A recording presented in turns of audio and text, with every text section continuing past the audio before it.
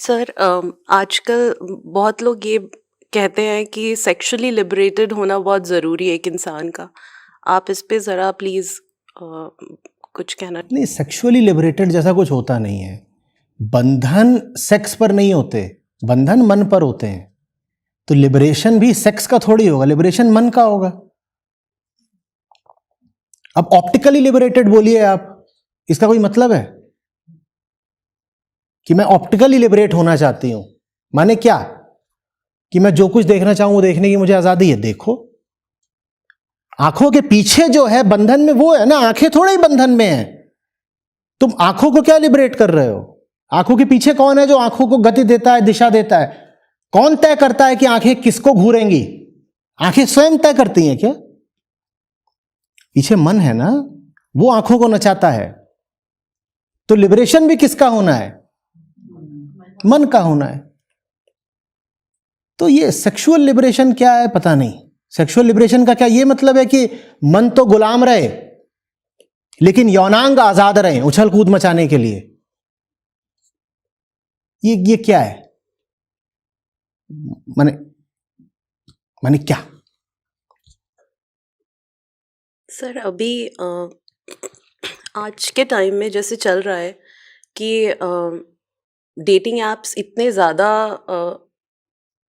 चलन में आ गए हैं कि अ, हर कोई इंसान को लग रहा है कि ये एक तरीका बन गया है जीने का। और सोसाइटी जो दिखने में आ रही है वो बहुत हद तक चेंज हो गई है बिकॉज जिस तरीका से डेटिंग एप्स चल रहे हैं, जिस तरीका से साइकोलॉजिकल गेम्स चलते हैं इस डेटिंग एप्स पे, समझ में नहीं आ रहा है कि किस दिशा में लोग जा रहे हैं और किस तरीका से वो रिलेशनशिप्स को हैंडल कर रहे हैं। There are so many sleeping partners, so having so many sleeping partners, ghosting people as they wish and then they disappear and it doesn't affect them and फिर वो अपनी खोज में लगे रहते हैं। अभी और बढ़ेगा और 50 और तरह की बीमारियां सामने आएंगी। इसका कोई अंत नहीं है। जब मन पगलाया होता है तो आदमी 50 तरह की बेवकूफियां करता है। अभी घोस्टिंग है, फिर प्रेतिंग होगी, फिर कुछ भी चुड़ैलिंग होगी,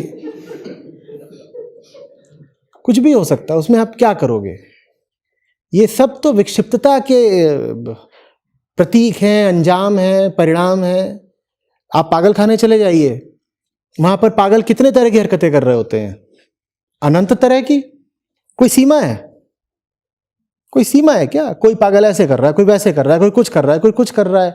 तो वैसे ही जब आप पागल होते हो, विक्षिप्त होते हो अंदर से, तो ये जो आपकी रिलेशनशिप्स होती हैं, हाँ, खासतौर पर जो दूसरे बात होती हैं आपकी और सेक्सुअल रिलेशनशिप्स होती हैं, उसमें भी आपका पागलपन दिखाई पड़ता है। हर तरह की फेटिश दिखाई पड़ती है और फियर दिखाई पड़ते हैं। तो इसमें ऐसा नहीं कि कुछ एकदम विशेषकर सिर्फ सेक्सुअल फील्ड में ही हो रहा है। वो आदमी की जिंदगी के हर क्षेत्र में हो रहा है, हर तरफ हो रहा है। और एक बात और, आज ही होना शुरू हो गया हो ऐसा भी नहीं है। आज बस उसका एक प्रकट एक्सप्लोजन हुआ है। आप समझ रहे हैं? जहां पर अभी ये एप्स नहीं भी पहुंचे हैं, वहां आपको क्या लग रहा है कि सेक्सुअल उबाल कुछ कम है क्या? उस दिन किसी ने टीवी पर लगा दिया, कुछ था, क्या था, बंगले में है भाभी जी, कुछ भाभी जी घर पे रहे, कुछ ये सब।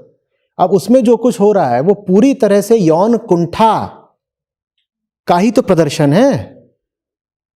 यौन कुंठा समझती है? Sexual frustration.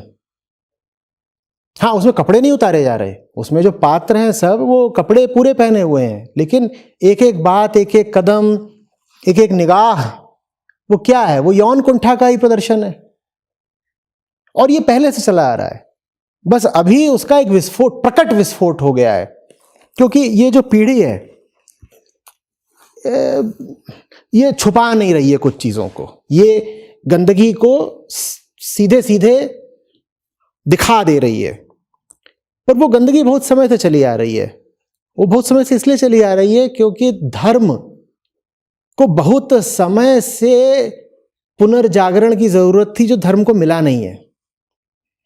ये मत सोचिएगा कि हमसे पहले की पीढ़ियां बहुत अच्छी थीं, बहुत संस्कारी थीं, काम सारे यही वहां भी थे, पर छुप छुप के थे, और डर बहुत लगता था तो कम होते थे, पर भीतर वासनाएं वही थीं, सब वही करना चाहते थे। अब होने लग गया है वो जो लोग पहले करना चाहते थे। आप समझ रहे हो? और वो हमेशा होता ही रहेगा, हर जगह पर, हर युग में होता रहेगा जहां अध्यात्म गायब होगा। अध्यात्म गायब हुआ नहीं कि आप कहीं ना कहीं तो राहत खोजने की कोशिश करोगे ना, और राहत फिर आप कहाँ खोजते हो? दूसरे के जिस्म में, कि यहीं पर घुस जाओ, क्या पता यहां पर थोड़ा ठंडक मिल जाए। समझ रही हैं? तो ये, और अब उसमें और आप गहरे जाओगे तो और आपको दिखाई देगा कि अगर अध्यात्म नहीं तो सेक्स ही क्यों? क्योंकि अगर आत्मा नहीं तो प्रकृति। इसलिए अगर आप आत्मा की ओर नहीं बढ़ रहे हो तो और ठिकाना क्या है आपके पास? आप प्रकृति के घोंसले में जाकर के मुंह दे दोगे, अंडे देने लगोगे। इन दो के अलावा कोई ठिकाना होता नहीं ना, क्योंकि दो ही हैं, कुछ तीसरा है नहीं हम में। हम दो हैं, या तो शरीर या फिर चेतना। अगर हमारे पास प्लेजर्स ऑफ कॉन्शियसनेस नहीं है तो हम प्लेजर्स ऑफ बॉडी की तरफ भागेंगे, क्योंकि प्लेजर सीकिंग तो हम हैं ही। हमें कहा जाता है ना, हम आनंद धर्मा हैं, जॉय इज अवर नेचर। आनंद तो हमें चाहिए ही चाहिए, और हम दो हैं, या तो चेतना नहीं तो शरीर। अगर चेतना का जो आनंद है वो हमें मिल ही नहीं रहा, तो फिर आनंद की कमी को हम पूरा करते हैं शरीरों से लिपट करके, कि यहां क्या पता कुछ आनंद मिल जाए, मौज मजा मिल जाए। वो मिलता है नहीं वहां, क्योंकि हमें चाहिए है एक ऊंचा आनंद। शरीर से भी मिल जाता है, लेकिन वो शरीर से जो मिलता है वो एक बहुत निचली चीज होती है, उसको आनंद बोल भी नहीं सकते। वो ऐसा सही है कि खुजली को ऐसे रगड़ दिया, थोड़ी देर के राहत मिल गई, फिर बाद में फिर खुजाना शुरू कर दोगे। समझ रही हैं? तो अभी तो आगे आगे देखिए होता है क्या। हर क्षेत्र में, हर रिश्ते में, घर में, दफ्तर में, होटल में, सड़क में, बाजार में, हर जगह हर तरह की विक्षिप्तता आपको दिखाई देगी। एकदम खुला पागलपन। जैसे जैसे आत्मज्ञान और अध्यात्म नीचे आएंगे, वैसे वैसे आदमी का पागलपन ऊंचाइयां छुएगा। सर, अगर थोड़े से और खुल के पूछ सकूं, अनुमति हो तो। हाँ बोलिए बोलिए। किसी ने बहुत लूजली एक टर्म यूज करी थी कि ये डेटिंग साइट्स है क्या? It's a open prostitution where in you are not getting paid, where is prostitution में यू गेट पेड, लेकिन डेटिंग साइट में हो क्या रहा है? तो ये एक बहुत ही पिनिंग सवाल है, और how to deal with it. नहीं, हम ऐसे करते हैं जैसे कि प्रोस्टिट्यूशन कोई बहुत दूर का शब्द हो, तो कहते हैं छी छी छी छी छी। चलिए प्रोस्टिट्यूशन को पहले परिभाषित करते हैं।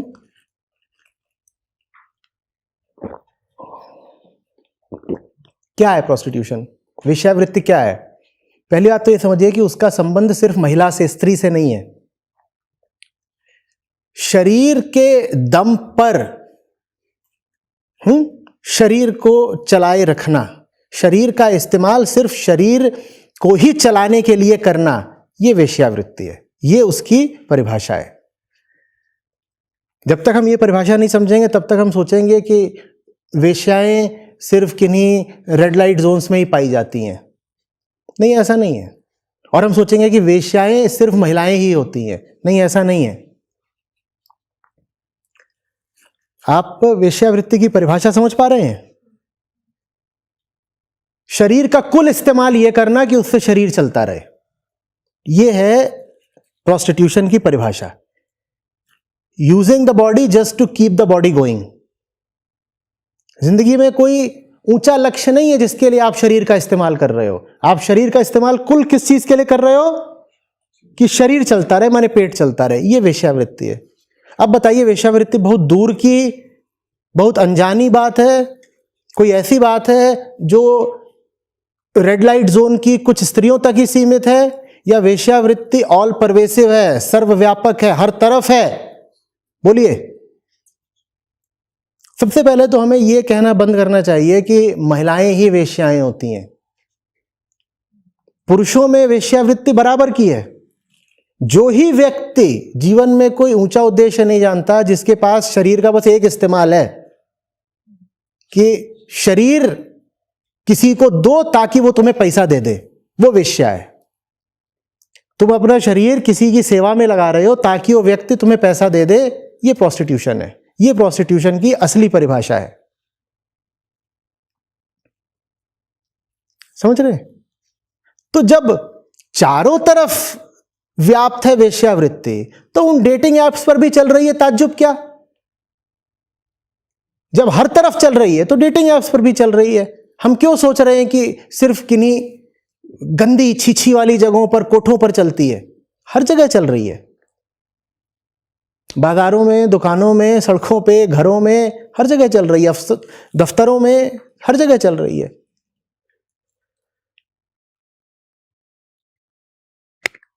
एक और सवाल है। ऐसे ही किसी से डिस्कशन हो रहा था तो बताया गया कि गुड़गांव में एक्स्ट्रा मैरिटल अफेयर्स बहुत ज़्यादा प्रेवलेंट है। वो शहर में मतलब everyone is sleeping around with everyone. और कुछ टाइम पहले ही सुप्रीम कोर्ट ने भी ये लॉ निकाल दी कि it is no more civil crime, it could be a criminal crime, but on the basis of that आप डिवोर्स को फाइल करके ये नहीं कह सकते हो कि it is a civil it is a civil punishment. तो एक्स्ट्रा मैरिटल अफेयर इतना प्रेवलेंट हो चुका है सोसाइटी में, आप क्या कहना चाहेंगे इसके बारे में? क्या, तो जो अभी कहा वही है। जब प्लेजर्स ऑफ कॉन्शियसनेस नहीं मिलते तो आपको प्लेजर ऑफ बॉडी चाहिए। आपको जहां मिलेगा वहीं घुस जाएंगे और तरह तरह से खोजने की कोशिश करेंगे, इधर भी उधर भी।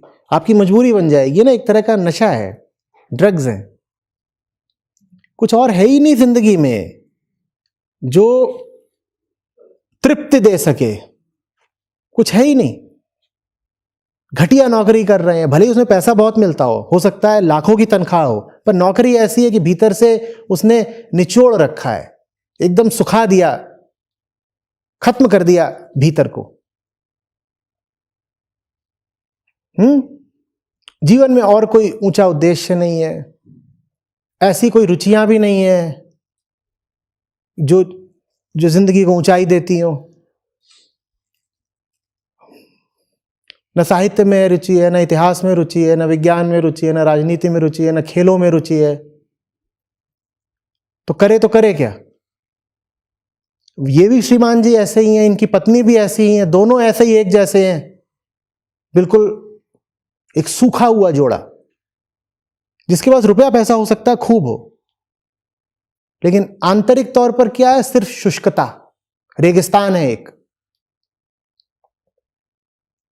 तो फिर ये दोनों मजबूर होकर के अपना, पहले भी था ऐसा ही हाल, लेकिन पहले डर बहुत था तो कम से कम खुलेआम नहीं कर पाते थे, अब खुलेआम चल रहा है।